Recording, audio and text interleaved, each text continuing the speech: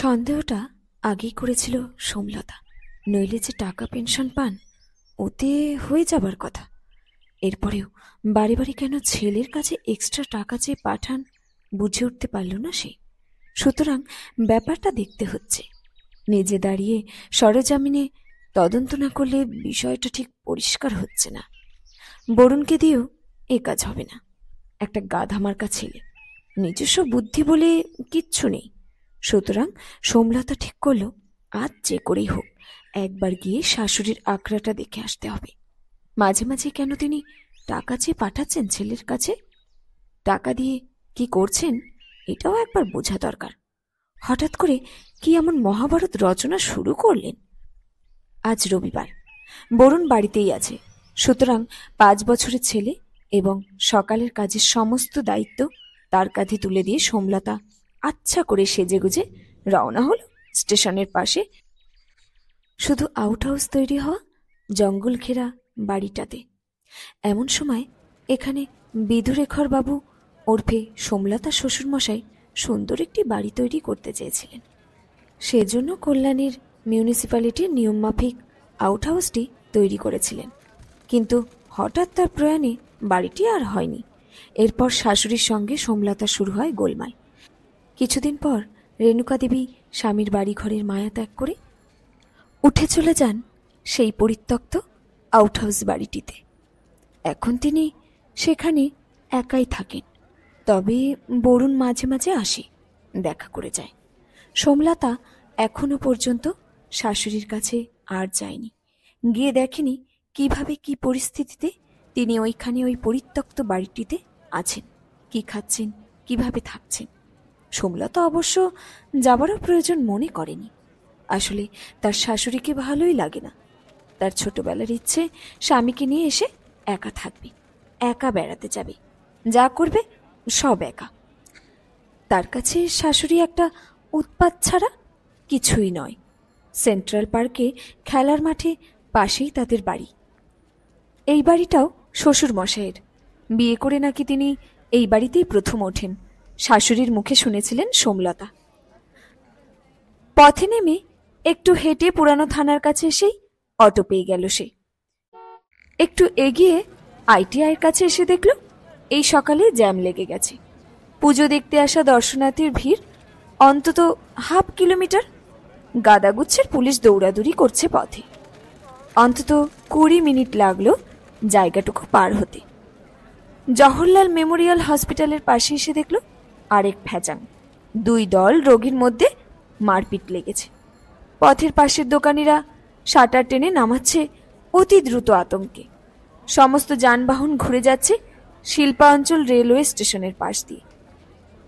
Care নার্সিংহোমের কাছাকাছি এসে নেমে গেল সোমলতা। ইচ্ছে করেই নামল। এখান থেকে সে হেঁটেই যাবে। যেতে যেতে ভেবে নেবে গিয়ে ঠিক কি বলবে, কেন বাড়ি বাড়ি টাকা চাইছে, বিরক্ত করছে, আর যেন না চায়। একটু এগিয়ে সে দাঁড়ালো। দাঁড়িয়ে দাঁড়িয়ে আরো কতগুলো শক্ত কথা ভাবল। সে ঠিক করলো গিয়ে আগে হিসেব চাইবে। একা মানুষ, অত টাকা লাগে কোথায়, কি করেন টাকা দিয়ে? প্রতিদিন টাকা চাইলে বরুণ কোথা থেকে দেবে? আর যেন বিরক্ত না করে। সোমলতা আরো ভাবল আগে ব্যাংকের পাসবইগুলো চেক করতে হবে। বলা যায় না, এক গাদা টাকা হলে হয়তো কোথাও দান করে দিল। বৃদ্ধ মানুষ, মতিভ্রম হলে অনেক কিছুই করতে পারে। তখন আপন পর জ্ঞান থাকে না। দেখা গেল ছেলেকেই চিনতে পারল না, তখন দান করে দিল কোনো অনাথ আশ্রমকে। আগে ভাগে সতর্ক হয় ভালো। আউট হাউস পর্যন্ত যেতে হলো না। শাশুড়ির সঙ্গে দেখা হয়ে গেল পথেই। সম্ভবত বাজার করে নয়তো ঔষধ কিনে ফিরছিলেন। হাতে ঝোলা ব্যাগ, একটা বড়সড় হাগিজের প্যাকেট উকি দিচ্ছে থলের ভেতর থেকে। সোমলতা মারাত্মক অবাক হলো হাগিজের প্যাকেট দেখে। এটা আবার কে ব্যবহার করে? শাশুড়িকে তো বেশ শক্তপোক্তই লাগছে, হেঁটে চলে বেড়াচ্ছেন।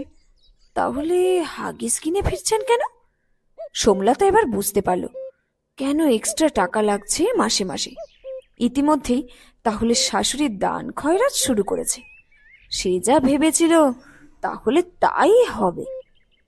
সে একটু পা চালিয়ে শাশুড়িকে গিয়ে ধরল, ভালো করে ব্যাগ পর্যবেক্ষণ করে তারপর এক ধমক লাগিয়ে বলল, তাহলে এই জন্যই টাকা লাগছে? কার জন্য কিনেছেন এগুলো? রেণুকা দেবী হঠাৎ পথে বৌমাকে দেখে চমকে উঠলেন। বছর দুয়েক হয়ে গেছে তিনি এই বাড়িটিতে এসেছেন, একবারের জন্য বৌমা তো আসেনি। আজ হঠাৎ কেন এসেছে ভেবে তিনি অবাক হলেন।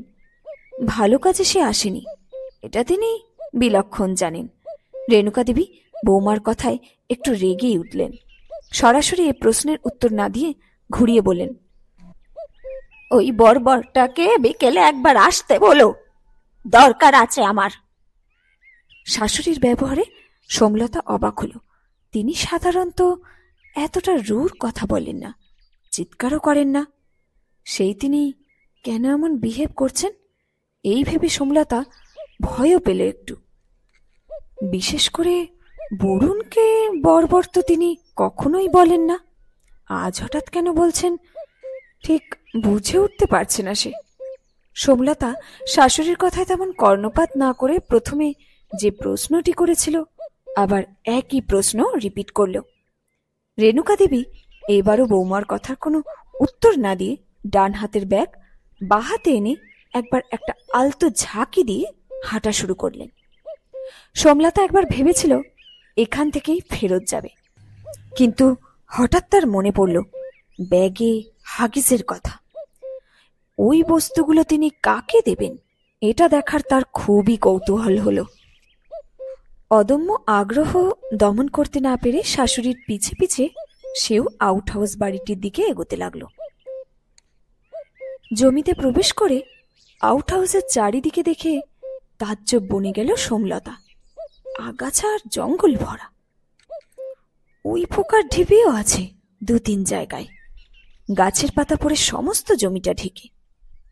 এই জঙ্গলের মধ্যে শাশুড়ি কি করে আছে ভেবে সে একটু থমকে দাঁড়ালো। যে ভদ্র মহিলার বাপ ঠাকুর দাদা বড়লোক, স্বামী উচ্চ র্যাঙ্কের চাকুরে, তিনি এ বাড়িতে কি করে থাকছেন এটা ভেবে তার মনটা খারাপ হলো একটু। এবার সে হনহন করে হেঁটে আউট হাউসের দরজায় এসে দাঁড়ালো। ভেতরে উকি মেরে দেখল বিছানার চাদর গায়ে কেউ একজন মরার মতো শুয়ে, একদম নড়াচড়া করছে না, মুখ পর্যন্ত দেখা যাচ্ছে না। এতক্ষণ পর সোমলতা বুঝল শাশুড়ি আসলে টাকা দিয়ে কি করে, কার পেছনে খরচা করে। ইনি নিশ্চয়ই শাশুড়ির সম্পর্কিত কোনো আত্মীয় হবে। রাগে তার গা হাত পা কাঁপতে লাগলো। হনহন করে হেঁটে গিয়ে ঘরে ঢুকলো, আর তারপর শুয়ে থাকা লোকটির গা থেকে একটানে বিছানার চাদরটি সরিয়ে ভূত দেখার মতো চমকে উঠে পিছিয়ে এলো দুপা। তারপর চিৎকার করে বলল, মা তুমি এখানে? যিনি শুয়েছিলেন তিনি শুয়েই রইলেন, উঠতে পারলেন না। তবে মেয়েকে দেখে অনেকক্ষণ নীরব থেকে নিজের চোখ দুটো মুছে ধীরে ধীরে বললেন, কিছুদিন যাবত তোর বৌদি খুব খারাপ ব্যবহার শুরু করেছে রে। ভাবলাম তোর কাছে কদিন থাকবো, তাই এসেছিলাম। কল্যাণী নেমে স্টেশনের বাইরে তোর শাশুড়ির সঙ্গে দেখা। তিনি যে এখানে থাকেন জানতাম না, সব শুনলাম।